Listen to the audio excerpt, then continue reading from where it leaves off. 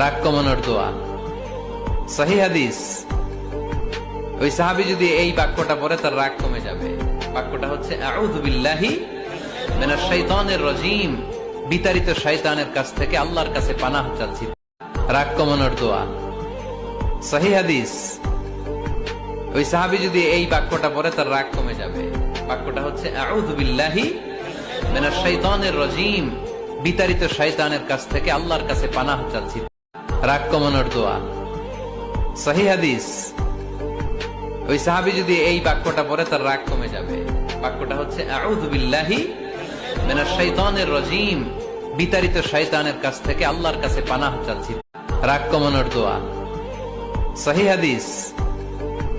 ওই সাহাবী যদি এই বাক্যটা পড়ে তার রাগ কমে যাবে।